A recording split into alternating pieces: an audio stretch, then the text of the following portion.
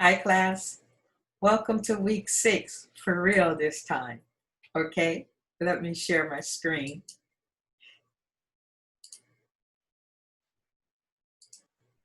Here we go. Okay, now last week you guys had some difficulties with the investigative assignment. Some of you had difficulties, some of you were able to get it submitted and get your grade and have it returned to you. Now, those who were not able to get their investigation essay revised and submitted, get that back to me as soon as possible. I will be working on getting those back to you this week along with the other exercises. So let's just keep moving forward so we can get things done. I want to call your attention again to our discussions, because in our discussions, I have been putting information regarding comma usage and so forth and so on, and it's under student hours. So make sure that you're going in there and getting that and looking for the word of the day and the jokes that I have been posted. So make sure you guys are looking into all of that. For the first 3 videos, I put them all in one, student help hours. I think I'm going to keep on adding to this one, and that way all of the videos will be in one place. As long as they let me add them, I'll continue to add them. That way you have them. So it's comma part 1, capitalization, and run-on sentences. And I have 4 parts to the comma videos. I'm going to release one this Wednesday, and then every Wednesday I'm releasing a new video. So make sure, if you're having difficulties and you need some help with something, make an appointment with me. Come see me during my office hours, and I'll be more than happy to explain a concept to you that you're not catching on to, or just help you in general. So you have the information on how to contact me. So don't hesitate to do it. I'm there to help you guys know between 8 and 5, Monday through Friday. I respond to you immediately, but I want to ask you to respect the fact that I do not work weekends and after 5 o'clock.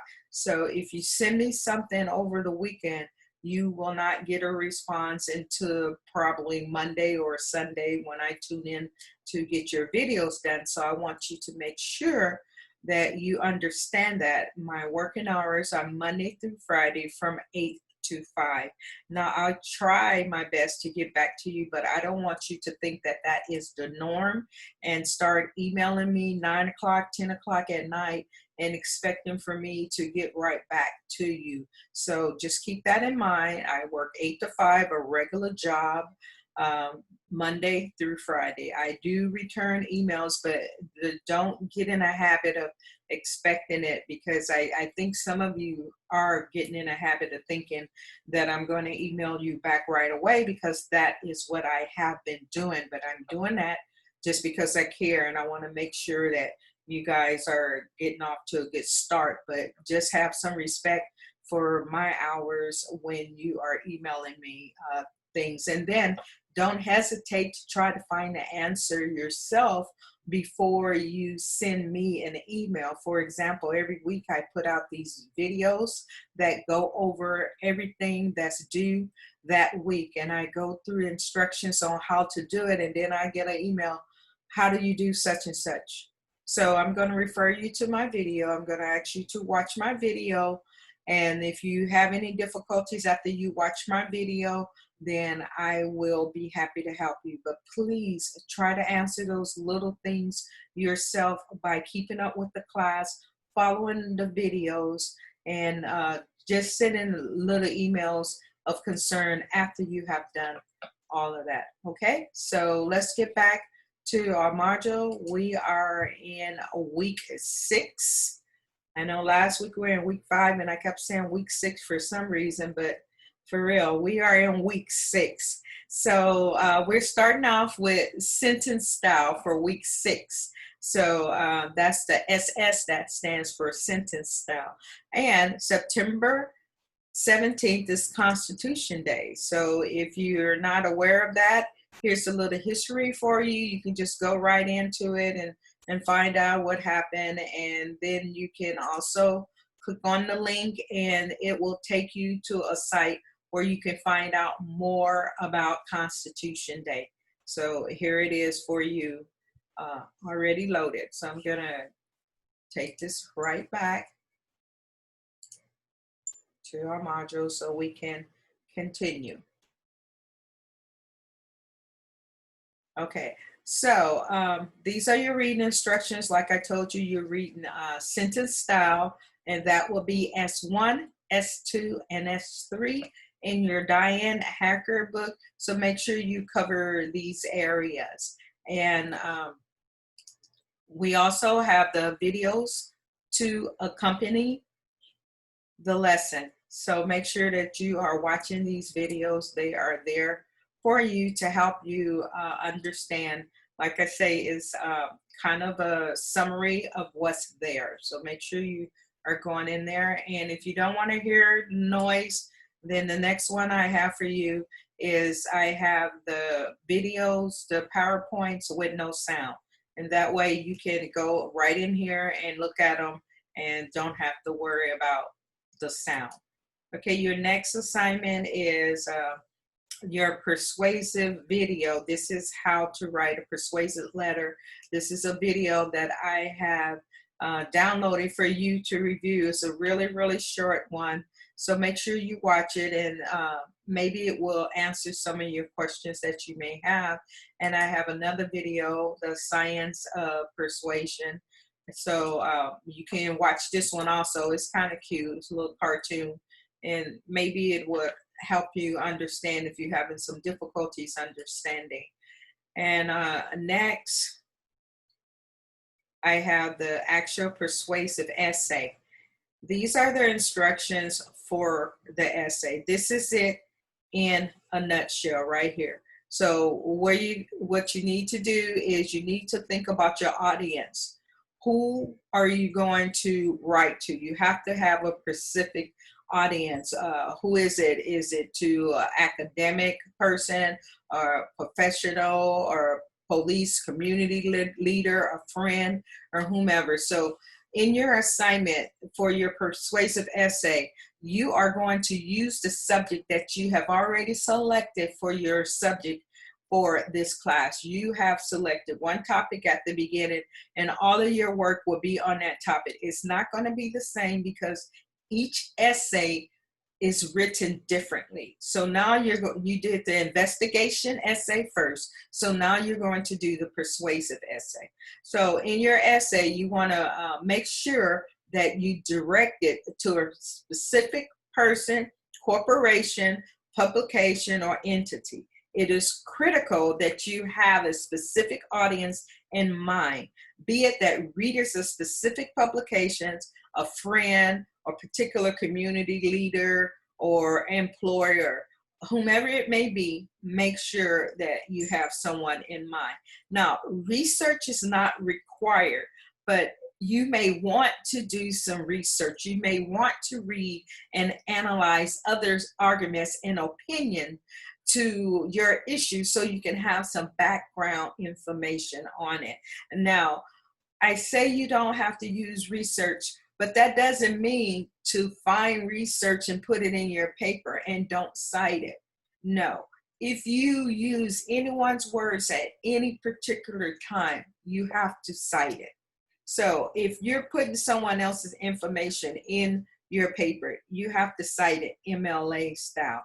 But it's not required, but if you use it, you must cite it. So I want to make that clear, because a lot of people have been giving me percentages and not telling me where these percentages come from. So you have to be really, really clear in your writing. So I'm going to grade your assignment so you can look at me as your audience, but I'm grading it based on how well you are exploring your persuasive techniques and how you are influencing your intended audience. Okay, the scope of the topic, your argument can be treated through the parameters of the assignment.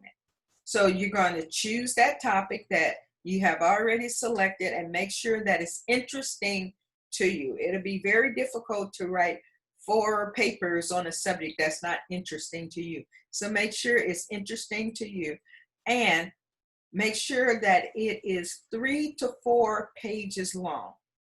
And when I say 3 to 4 pages, I mean a full 3 pages. If you opt to stop at 3, don't stop at 2.5, 2.25, or what have you. Go all the way down to the bottom of the page to 1 inch before the end of the page. So you bring your text all the way down. You don't stop halfway and say, oh, this is good enough, I made it to page 3. No, finish the page completely. If someone tells you to write 3 to 4 pages, go to the 4th page. Put a couple of lines, if nothing else. That way you know you have enough text. Okay, and it should be double space, not single space, line spacing, double space, and Arial font 12. I have been getting Times New Roman font. That should be something that you check. I have even had a font that was mixed with Arial and Times New Roman. So make sure that you're being consistent in using a class font with all of your assignments. Okay, so those 3 to 4 pages, that doesn't include any of your reference material. That's in addition. So you can't say, oh, I made it to page 3, and then put your references, if you choose to cite something, at the end of that page. That's not appropriate. The reference page is a separate page within itself. So it does not count towards your type pages that you are required to submit. So turn it in. Some students have been asking me for information on creating a Turnitin account. You do not have to submit any information for creating a Turnitin account. The Turnitin accounts are automatically included on all of your papers. Everything that you submit to me, I have already attached a Turnitin report. In the video last week, I showed you guys how to review that report and how to review instructors' comments. So make sure that you are following those videos, because I got an email again regarding the Turnitin report when I had already put that video out explaining to you how to use it. So all you do is submit your work, and it's automatically there. If you want to review it, go into the submission location where you submitted your document, and you will see the buttons that you need to push. If you need a reminder, watch the video from last week. Okay, so here are more detailed instructions on your persuasive letter. These are the basic instructions. This will get you by. But if you need more help, I have given more detailed instructions. And don't forget, do not submit me an assignment with over 14% in your Turnitin score, or I will not grade it. I will send it back to you and ask you to submit something with less than a 14% Turnitin score. So review your score before you submit it to make sure that you're not going over 14%. And to reduce it, go out and take out some of those information that you have repeated from your source and use your own words, paraphrase it, and it usually will reduce the percentage. So I want to just go over this just a little bit. So to begin our section on persuasive writing, we must start by using an appropriate topic and beginning the research process to find credible, authoritative sources to support your topic. Because like I said before, research is not necessary. But if you want to find something to support your topic, you can use a line or two for some stats or some facts or what have you. But I do not want a research paper. I want to hear your words. I want to hear you speaking from your heart on your subject. So simply put, persuasion is getting other people to do things they aren't required to do.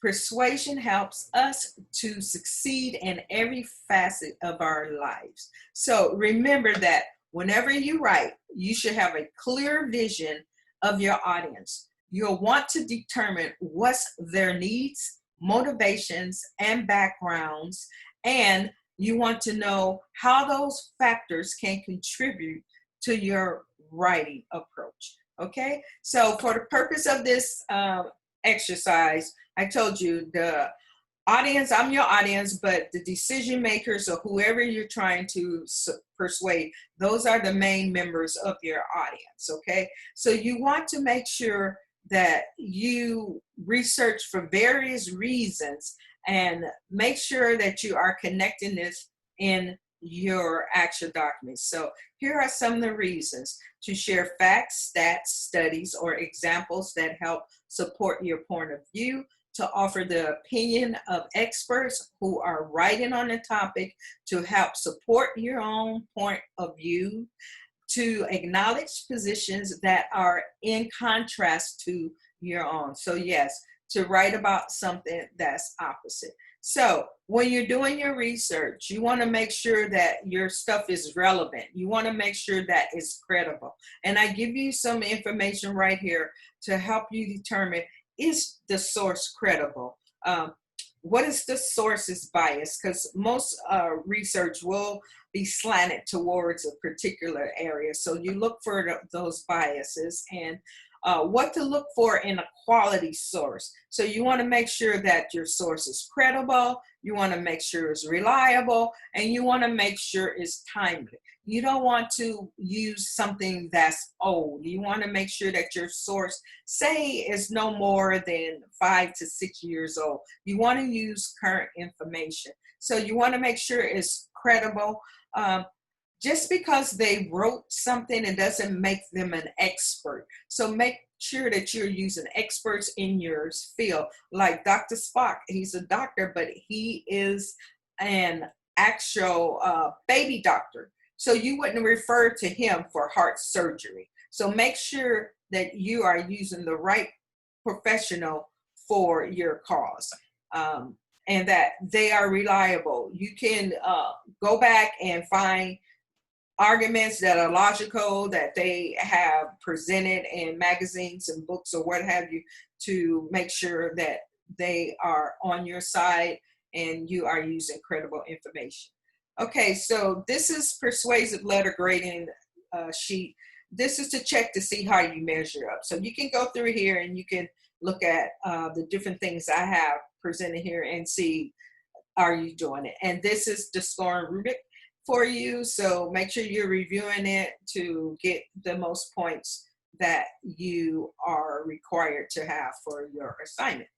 So, and to get the most points, you simply just follow instructions. I'm not looking for much, just 3 to 4 pages, but I do grade on grammar and punctuation because that is part of the English class. So if you are struggling in this area, I advise you to seek help. I know Sean is out. I'm not sure how long he's going to be out. He's affected by the fires, so I got information that he's out, but other people are able to help you.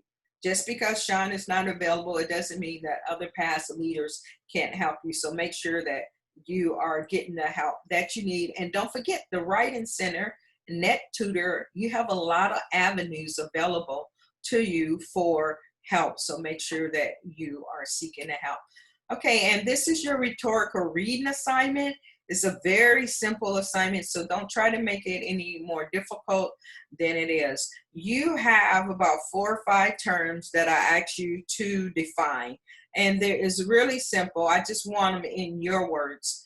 I ask you to go to this website right here, a BYU website, and it's a Reddit website, and I want to give you exposure to this website. This is why I gave it to you. So you go to that website and then you look up these terms and see what they mean. And once you have reviewed them, I want you to put them in your own words and give me the definitions of these terms right here. There's only 5 of them in your own words. So don't give me all of this rhetoric. Just give me simple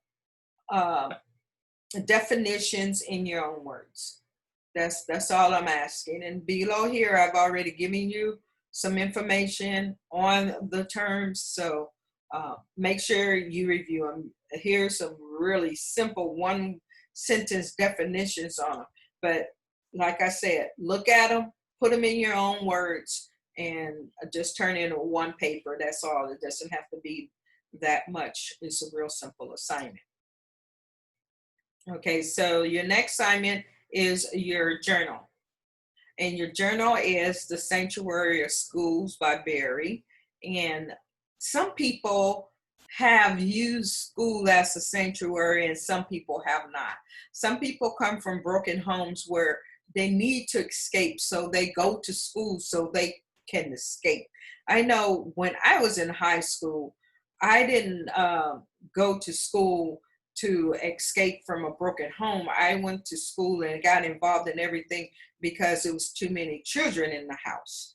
My mother was having children the same time my older sisters were having children, and there was always a lot of kids running around. And right now I see it as a beautiful thing, but as a 15, 16-year-old, I just want to stay gone. So I signed up for cheer. I signed up for dance. I signed up for debate. I signed up for anything I could to keep me out of the house. So tell your stories about how was school the sanctuary for you, if it was or if it wasn't. She's talking about when she was 7 years old and how she would go to school before it was even light outside, and how her teacher would entertain her by letting her do artwork and so have you. Oh my goodness, if I were to go out of my house before that time, I would have, I can imagine. Corporal punishment was not the case when I was coming up. So I don't understand how people don't miss their children out of the home at that time. But anyway, just read it and see what you think about it and answer the questions. There's always questions right here. Answer these questions in your journal. And after you have answered these questions, then go ahead and do your response. Okay, here's the two questions right here. Has school been a sanctuary for you as it was for Barry? Write a paragraph or two in which you answer the question, voicing your opinion to whether school has or has not been a sanctuary. And then what would your ideal elementary school be? How would it be? What would it be like? Would it be like the school that you attended? How would it be like the school that you attended when you were a child? Or how different would it be? How alike would it be? So it's just asking you to say, okay, I have a chance to make some changes here. So when I'm writing my paper, I'll tell what my ideal elementary school would be. And if it's any different, or if it's my elementary school was perfect, I wouldn't make any changes. Tell what you liked about it. So it's just a simple assignment. 1 page is sufficient. You shouldn't have to write over 2 pages. 4 and 5 pages is just excessive. You can spend that time on another assignment when it's a 1-page assignment. So make sure that you give 1 page. 1 page is sufficient. If you're wordy, 2 pages is okay, but no need for 3, 4, 5, 6 pages for these 1-page assignments. Okay. All right. So our next assignment is your journal, your discussion, your current event. The current event is teens and caffeine.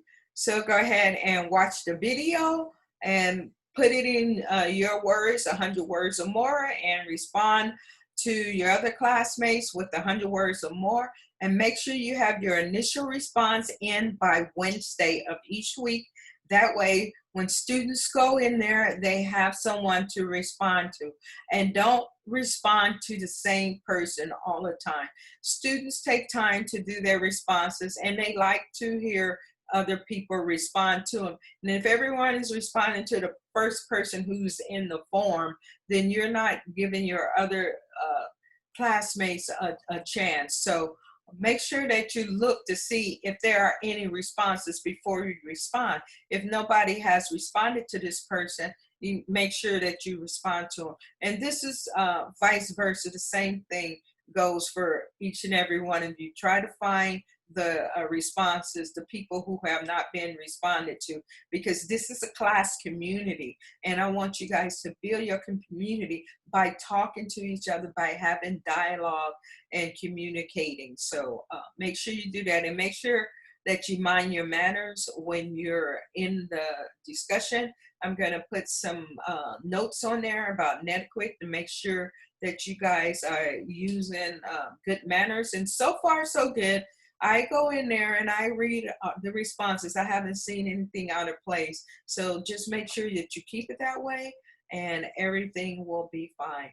And I'm thinking that that's just about it. I'm going to go ahead. Yeah, 7 is the next one. So anyway, get your assignments in as soon as you can.